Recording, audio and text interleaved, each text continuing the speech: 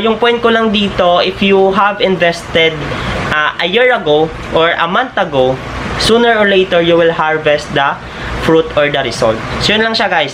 Pag mayroon kang itanim, meron kang aanihin. So hi guys, good morning and welcome back to the channel. Kagabi, nag-shoot ako nito but unfortunately nalobat yung camera ko. So natulog ako ng maaga and then late pa rin ako nagising.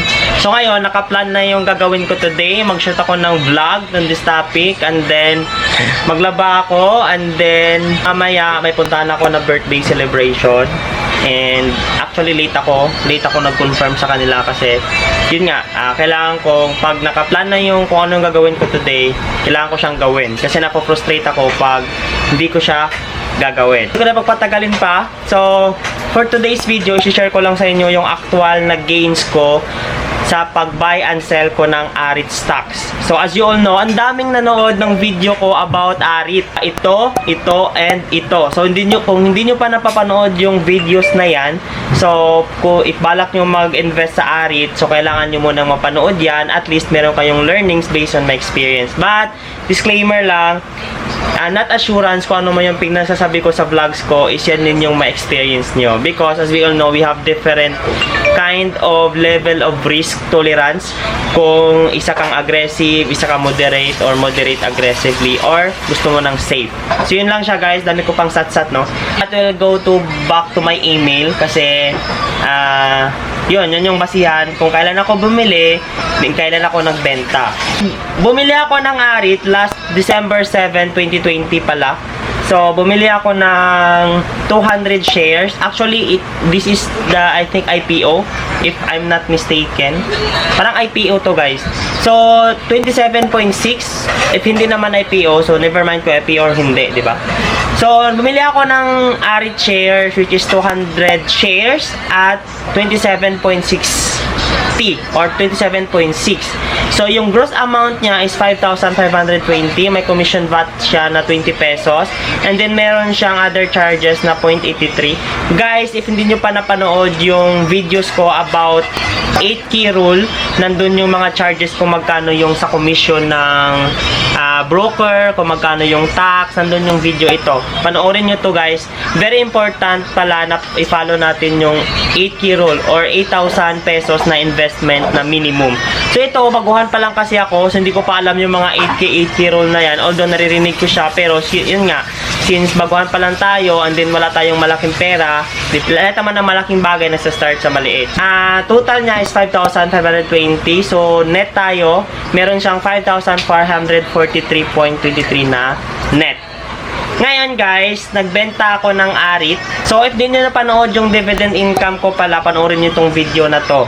So actually, bumili ulit ako ng 300 shares at 33.45 pesos. Ito na, in-apply ko na yung 8K rule dito. Kasi yung binili ko is 300, then 10,000 pesos yung amount. Short background muna kung bakit ako nagbenta ng AREIT stocks ko. When the time na nag-short ako sa pera ko kasi meron akong binabayaran sa credit card. Kasi meron akong pinorchase noon, I think refrigerator yon para sa bahay. And then parang na-delay lang yung hinihintay ko na pera, something may naghiram sa akin ng pera and then delay niya na balik sa akin. So ako naman, siyempre ako nag-adjust, 'di ba? Ikaw yung initangan, ikaw yung nag-adjust. So, 'di ba ang galing? So, since may pera ko ako sa stocks, so parang feeling ko kailangan ko talaga tong i-withdraw na lang kasi wala that time din, parang yung emergency fund ko konti lang ay ko rin galawin. So sabi ko, sige, withdraw ko lang muna yung stocks ko sa AREIT. Although, nabanggit ko sa mga videos ko, this is for long term. So kaya naman, yung withdraw ko lang sa AREIT ko is 200 shares lang talaga. So remember, nabili ko siya ng 27.6. Diba? And nabenta ko siya ng 36 pesos and 36.05. So dalawa, tig 100, tig 100. Hindi ko ma-explain to kung bakit hinati ni COL. Hindi ko alam kung bakit kasi yung pinindot ko naman is 200 shares or siguro na 100 na ko. Hindi ko rin malala. Mag-explain sa'yo Sige, sige, pasok ka dito. Actually, may boardmate ako dito, my best friend, si Myra. So, siguro magkaroon kami ng video about stocks kasi magaling siya sa trading, yung mga day-to-day trading. Ako kasi, hindi ako nagtitrade. Siya nagtitrade. Talagang nag-enroll siya sa, hindi ko alam kung ano yung university or online siya nag-enroll. And yun, everyday nag-aaral siya. And then siguro magkaroon kami ng Q&A for that. And maybe next week, mag-celebrate ako ng 6,000 subscribers ko. So, yun. Magaling siya sa mga trading and meron siya mga tips din na mabigay. So, ako kasi guys, nag-invest lang ako sa stocks for long term. Hindi ako trading. So, yung AREIT ko, nagbenta ako sa, as I mentioned, May 24, 2021. So, 200. Explain daw niya kung bakit hinati ito ni si UL. So, for now, as if muna tayo dyan. So, ngayon, ang 100 shares ko is 36 pesos or nasa 3,600. Yung other 100 shares ko is 3,605. So, 5 pesos lang naman yung difference. So, may commission VAT na 10. May other charges na 0.54. Sales tax na 21.60 and 21.63. And then, may gross ako na 7,205 or may net ako na 7,138. Now, let's compute our gain.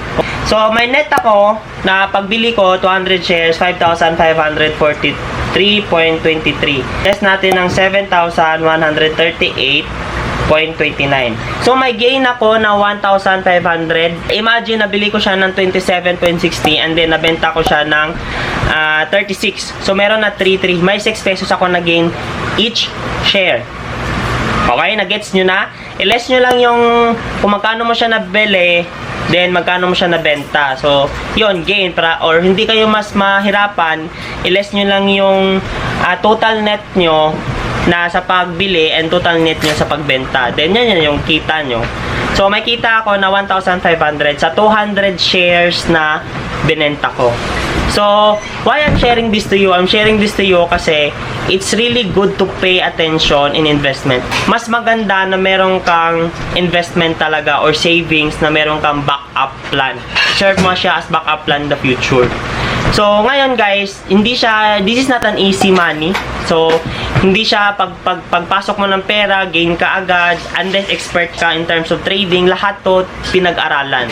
Just like nag-aral ka ng college, nag-aral ka ng elementary, high school, 6 years sa elementary, 4 years sa high school, 10 plus 4 years sa college, 14. So, mag-proceed ka pa ng doctorate, masteral, or mag-doctor ka nurse. Imagine, nag-aral ka ng mga 15 years.